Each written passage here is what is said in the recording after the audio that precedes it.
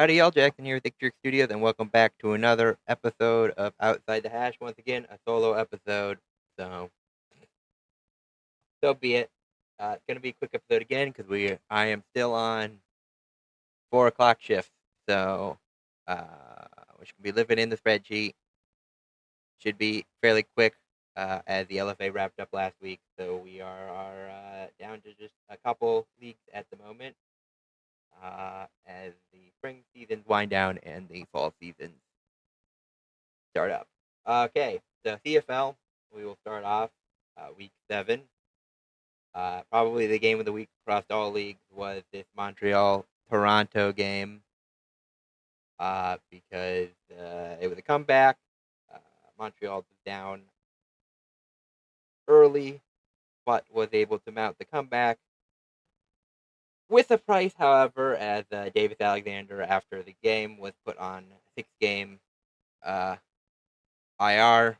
So he is out for the foreseeable future. And he's been undefeated as a starter, and McLeod Bethel Thompson has lost those 2 games. So I'm not looking forward to seeing more of him at the moment. And it's just disappointed to see Alexander go down because he came and played pretty good after being out a couple weeks. So just frustrating. But rest of the division looking kind of garbo at the moment. Toronto, I have to imagine will turn around at some point. But if we can stay in the top 2, we'll make the playoffs. Hopefully, Alexander will be back for the playoffs, and we will be good then. Other games, Calgary handled Winnipeg, so Calgary's real deal. Saskatchewan beat BC in a quarterback duel. Both quarterbacks had over 300 yards between Trevor Harris and Nathan Rourke. And then Hamilton handled Ottawa, a bad Ottawa team. So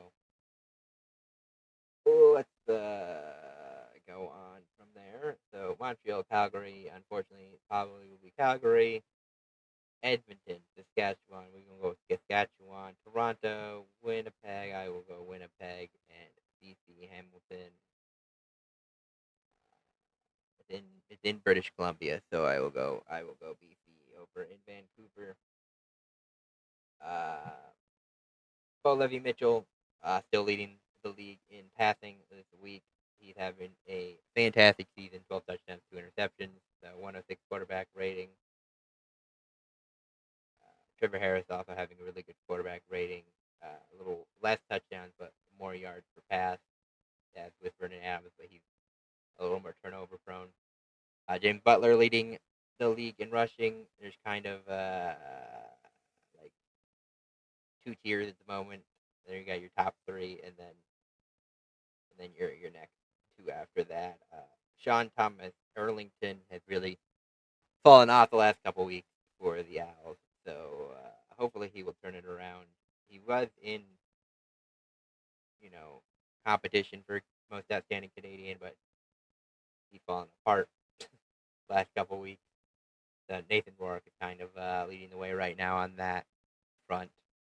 Kenny Lawler still leading receiver by about ooh, 70 yards.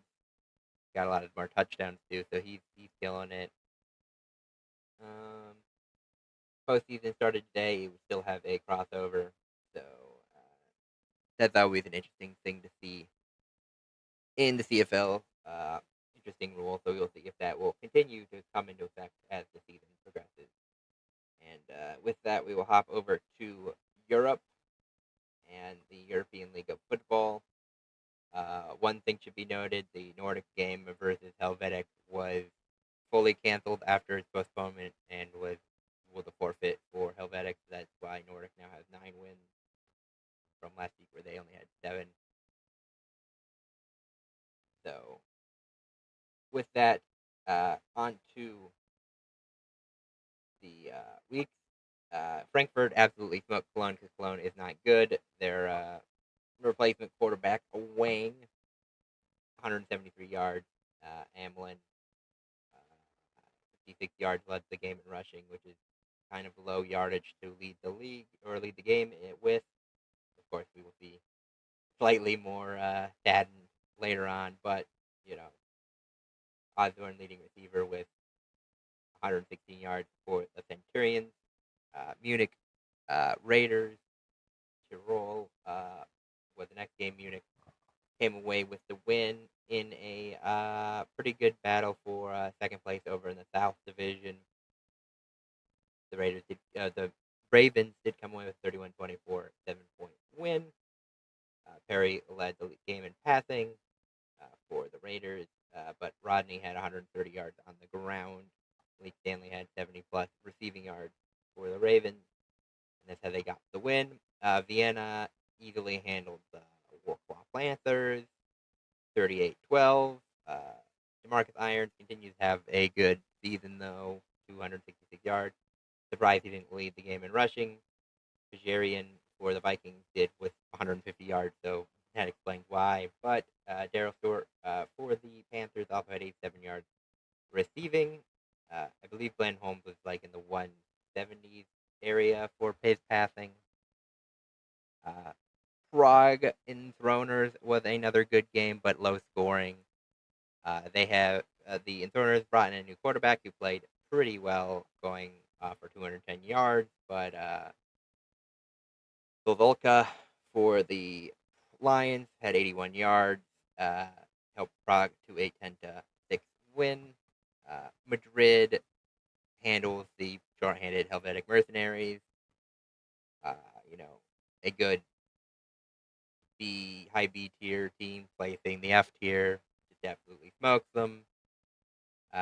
Reed didn't actually hit a little bit less yardage wise, but still almost 300 yards passing. Molina with 58 yards led the game in rushing, and Cruikshank once again led the game in receiving, and he continues being the number one receiver in the league yardage wise. Nordic absolutely smoked Berlin in a quarterback duel. Jadrian Clark threw 7 touchdowns and 519 yards. This is I believe, a new single game record. He broke his own record, so I believe Jacob Sullivan also had 300 plus passing yards. So Alexander Kennedy with only 28 yards somehow led the game in rushing, so not much a rushing game, all passing game. Lilu for the Storm, also leading receiver, 134 yards. Stuttgart beat Paris in a little bit more decisive game than I would have expected, 26-8. Riley Hennessy with 174 yards. Paris quarterback Jalen Henderson led the game in rushing with 58. And Louis Geyer led the game in receiving with about 150 receiving yards. And then the Rhine Fire beat the Hamburg Sea Devils 25-13. Chad Jeffries almost had 400 passing yards. Crispin Key continues a pretty good season with 81 yards for the Sea Devils. And Harlan Quofi had 153 receiving yards. So we'll go to this. We will go Paris. We will go Madrid. We will go Vienna. We will go Rhine. We will go Stuttgart. Rip to my galaxy this week. Nordic. We will go Munich and Prague. With that, Reed is still leading the league in passing, and the former NFL quarterback, almost 3,000 yards, 37 touchdowns, only 3 picks, almost a 140 quarterback rating, so he's killing it.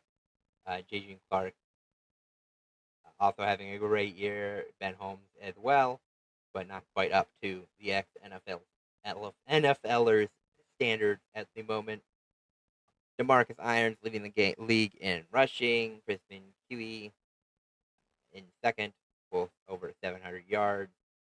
And then a little cluster between Rodney Brozowitzki and Halswanter in the high 600s. Krushank, 400 yards on the next guy, 6 touchdowns over the next guy. So he is definitely being the premier receiver at the moment. Of course, it benefits having the best quarterback. so far. So with that, Nordic Storm still the 1 seed, Vienna still the 2 seed. Munich, I believe, is the 3 seed, though they will play the Fire, and Stuttgart, 4 seed, will be playing the Bravos. I can see both of those games actually being upsets. Rhine, just because they have historic success, and Madrid, obviously, because Reach is, a game breaker if he needs to be. Definitely an advantage to have. But all said, I think this is definitely the most parity we've ever seen in this league, because even the Nordic Storm are playing close games, even though they're undefeated. It's not quite what we saw last year with the Fire. So we will see how things shake out for the next couple weeks. How many weeks we got left? Two more weeks, or 3 more weeks with a bye in week 12. So yeah, we'll hop over to the IFL, which just had its second to last week. So Green Bay beat Massachusetts pretty handily. This locked up all the playoff spots, by the way. I think they can still swap positions, but the top four in both uh, have made the playoffs. So Quad City, Green Bay, Tulsa, Jacksonville, Bay Area, Arizona, San Diego, and Vegas over in the West. And with that, so Arizona beat San Antonio in a close game. Fisher somehow beat San Diego. I'm guessing travel is the culprit there. Uh, Tulsa, Sam Castronova has not lost a game this year. Now 2-0 with the Oilers, 47-38 over Jacksonville. Quad Cities had the close game against the Barnstormers.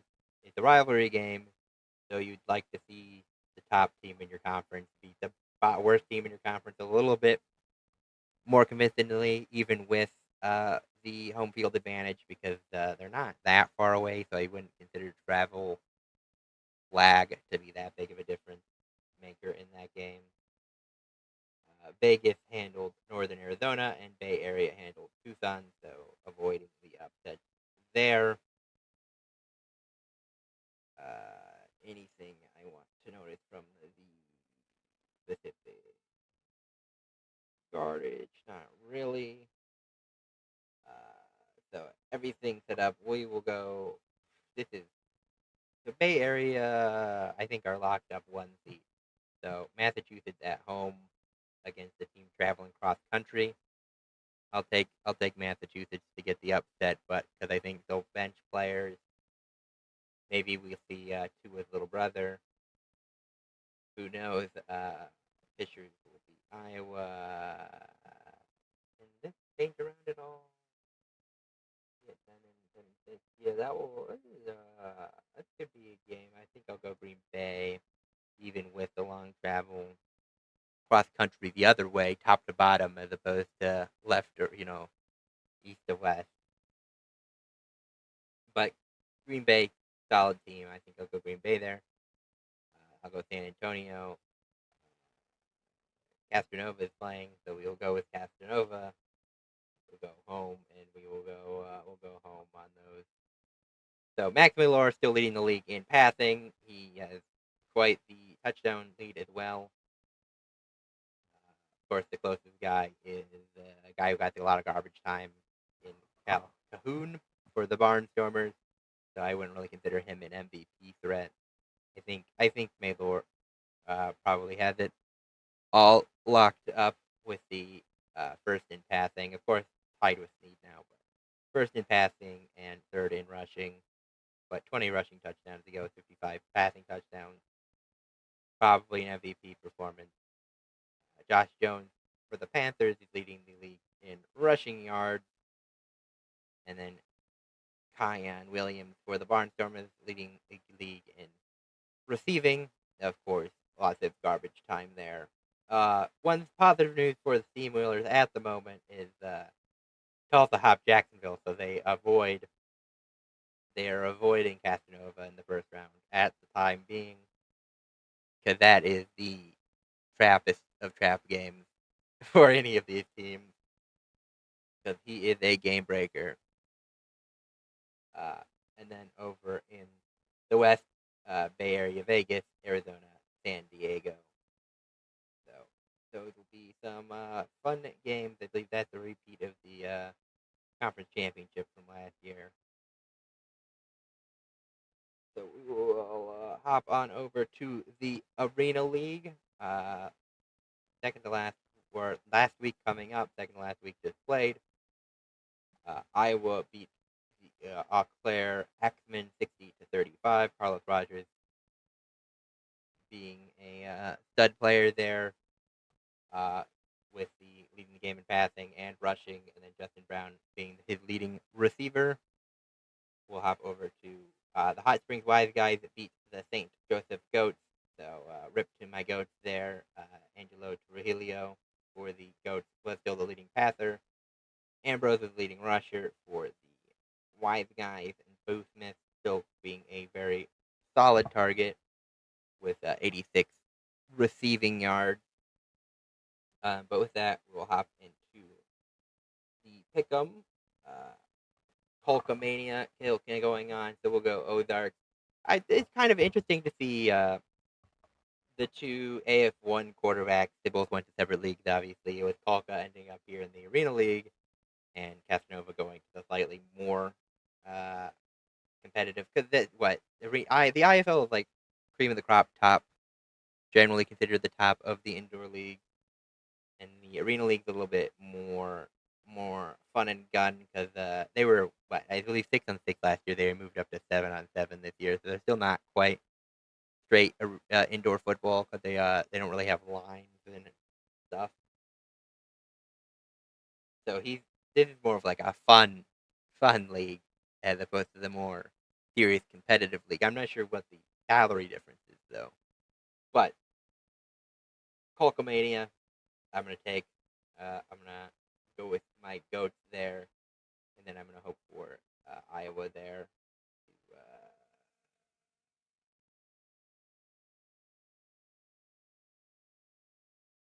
just kind of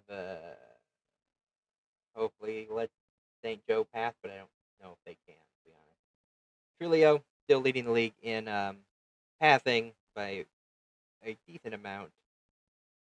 Obviously, only 2 games this week, so not much. I don't believe there was any movement in this. Brandon Mackey still leading the league in rushing, and Boo Smith still leading the league by a pretty wide margin over in receiving.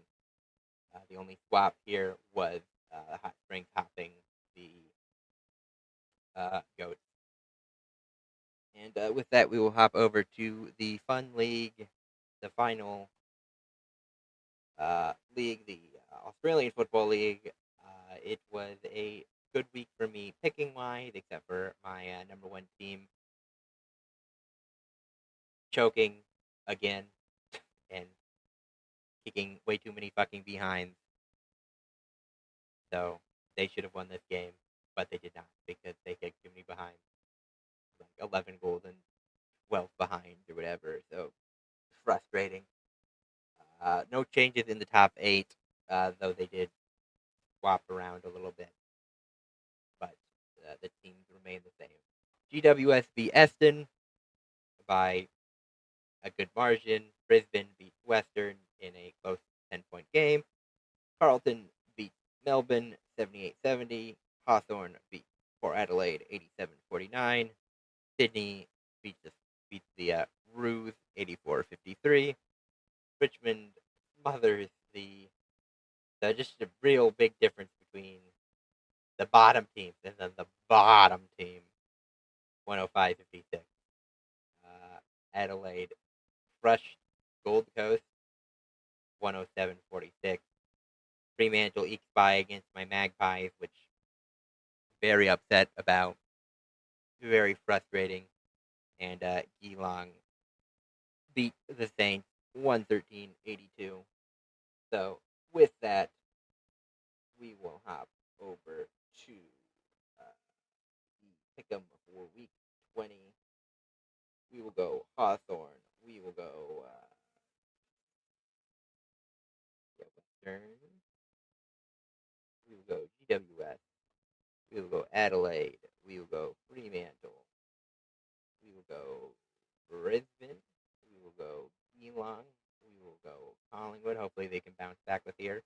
And I won't pick the Demons. So we will go St Kilda. So Magpies, Cats right now. Brisbane, Crows in the top four. Hawthorn, Gold Coast, GWS, Fremantle in the bottom four. And with that, that is the overview for the week. So I will see everybody next week, maybe or maybe not.